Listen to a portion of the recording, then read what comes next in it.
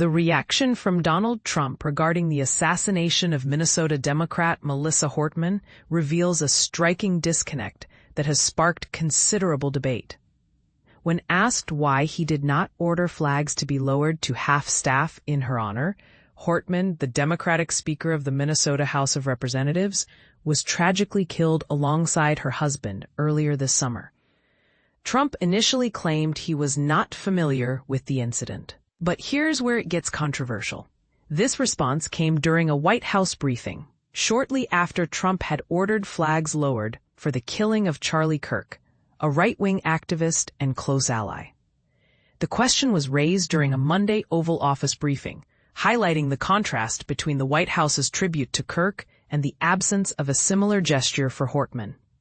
Nancy Cordes, CBS News chief White House correspondent, pressed Trump on why he and many Republicans continue to blame the political left for a rise in violence, despite the fact that elected officials and activists from both parties have been targeted.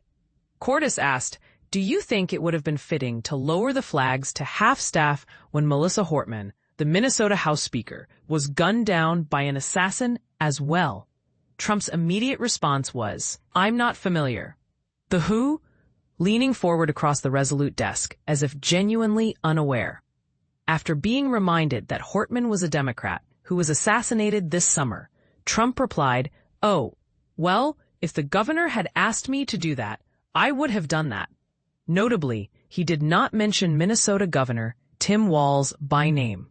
Walz is a Democrat and the 2024 vice presidential nominee, but implied that had Walz requested the flag lowering, the White House might have complied. Trump elaborated, "I wouldn't have thought of that, but I would have if somebody had asked me. People make requests for the lowering of the flag, and oftentimes you have to say no, because it would be a lot of lowering." This explanation suggests a bureaucratic or procedural reason for the omission, but it also raises questions about the criteria used to honor victims of political violence. Earlier, Trump had dismissed the idea of reaching out to Governor Walz, whom he described in harsh terms as whacked out and a mess, calling a phone call to him a waste of time. This personal animosity adds another layer to the controversies surrounding the White House's response, or lack thereof, to Hortman's assassination. Charlie Kirk was fatally shot last week while speaking at Utah Valley University. In the aftermath, Trump and other prominent conservatives have been quick to place the blame for political violence squarely on Democrats, vowing to crack down on what they describe as left-wing groups and institutions that allegedly fund it and support it. This narrative, however, overlooks a broader pattern of violence affecting both sides. While Republicans mourn Kirk's death, many have largely ignored violent acts targeting Democrats, including Hortman's assassination, the arson attack on Pennsylvania Governor Josh Shapiro's home, the brutal assault on Paul Pelosi, husband of former Speaker Nancy Pelosi, and a foiled kidnapping plot against Michigan Governor Gretchen Whitmer. This selective focus raises important questions about political bias and the politicization of violence. On Monday, House Republicans and a few Democrats gathered for a prayer vigil on Capitol Hill to honor Kirk. Representative Tom Emmer, a Republican from Minnesota, spoke briefly about recent political violence, including Hortman's murder by another evil coward who also shot a second Democratic state lawmaker that night. This acknowledgement, though rare, highlights the bipartisan nature of the threat.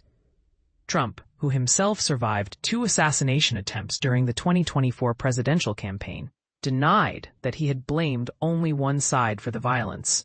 Yet, he accused the radical left of causing tremendous violence, stating, "The radical left really has caused a lot of problems for this country. I really think they hate our country." This sweeping condemnation is sure to provoke debate.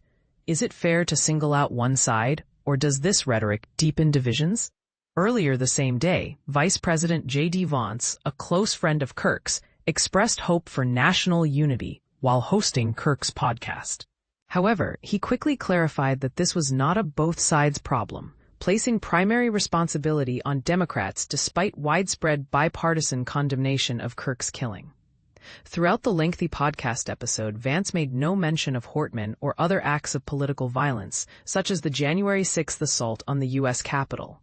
Vance warned of a lunatic fringe on the far left, a minority, but one he described as growing and powerful, and pledged to use federal government powers to dismantle the institutions that promote violence and terrorism in our own country. This stance raises critical questions about how political violence is defined and addressed, and whether focusing on one side risks ignoring the full picture. So, what do you think? Is the focus on left-wing violence justified, or does it overlook the complexity of political violence in America today? Should leaders be more consistent in honoring victims across the political spectrum? Share your thoughts and join the conversation below.